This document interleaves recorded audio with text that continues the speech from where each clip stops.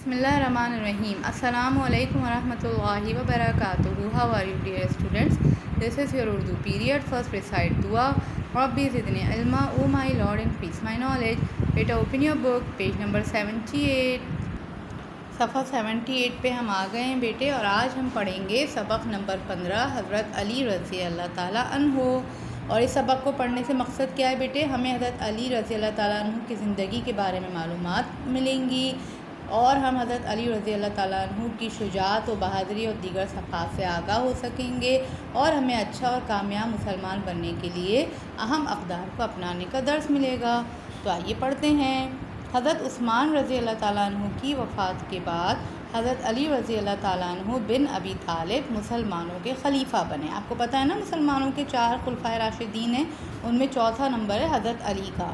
آپ رضی اللہ تعالیٰ عنہ حضور صلی اللہ علیہ وآلہ وسلم کے چچا زاد بھائی تھے، اور صحابہ کرام رضوان اللہ اجمعین میں بہت ممتاز اور نمایاں حیثیت رکھتے تھے. آپ رضی اللہ تعالیٰ عنہ کے خاندان بنی ہاشم کو عرب میں بڑی عظمت اور سربلندی حاصل تھی.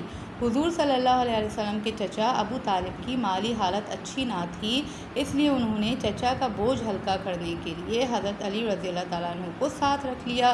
اس طرح بچپن ہی سے حضرت علی رضی اللہ تعالیٰ عنہ نے آغوش نبوت صلی اللہ علیہ وسلم میں پرورش پائی، یعنی کہ نبی کریم صلی اللہ علیہ وسلم کی زیر اثر رہے، ان کے ساتھ رہتے تھے تو ان کی تربیت میں رہتے تھے.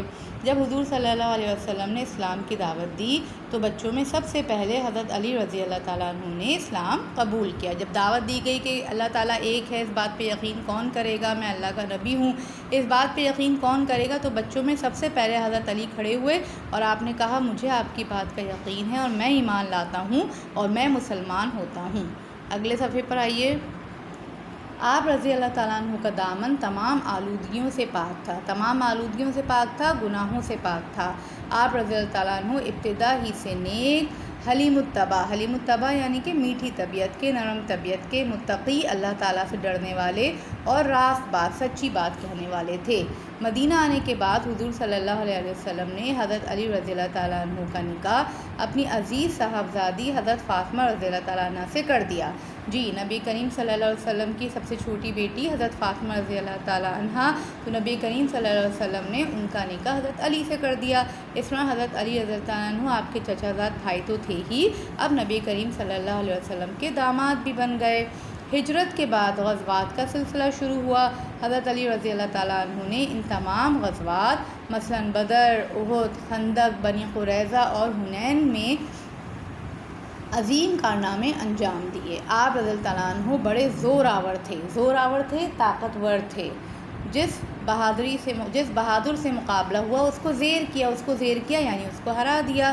بہادری کی وجہ سے حضور صلی اللہ علیہ وسلم نے انہیں اسد اللہ کا خطاب دیا. اسد اللہ، اللہ کی تلوار، اللہ کا شیر. اسد اللہ کا مطلب ہے اللہ کا شیر.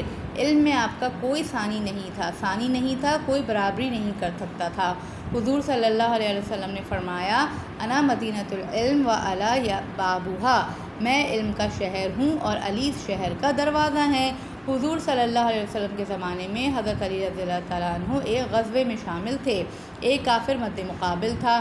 جب آپ اس کو گرا کر اس کے سینے پر چڑھے اور اس کے قتل کا ارادہ کیا تو اس نے آپ رضی اللہ تعالیٰ عنہ کے منہ پر تھوک دیا. یہ دیکھ کر آپ اس کے سینے سے ہٹ گئے.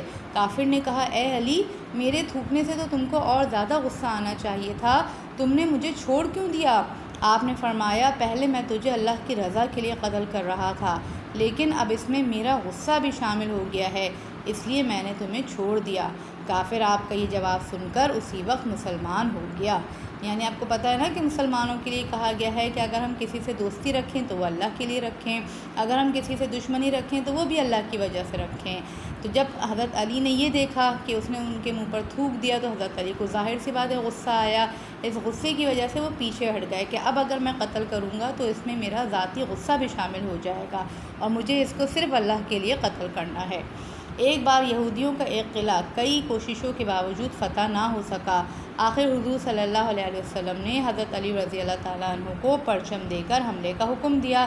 اس قلعے میں ایک نامور پہلوان تھا جس کا نام مرحب تھا. نامور ایک مشہور پہلوان تھا، مطلب بہت مشہور تھا، اپنی پہلوانی میں بڑا ماہر تھا، اس کا نام مرحب تھا. اس کے بارے میں مشہور تھا کہ وہ اکیلا 1000 آدمیوں سے لڑ سکتا ہے، یعنی اتنا طاقتور تھا کہ اس کے لیے کہا جاتا تھا کہ وہ اکیلا 1000 آدمیوں سے لڑ سکتا ہے۔ جب حضرت علی رضی اللہ تعالیٰ عنہ مقابلے پر گئے تو اس نے انہیں حقارت کی نظر سے دیکھ کر کہا، میں مرحب ہوں، میں بڑے بڑے بہادروں کو موت کے گھاٹ اتار چکا ہوں، کون ہے جو میرا مقابلہ کر سکتا ہے؟ اگلے صفحے پر آئیے۔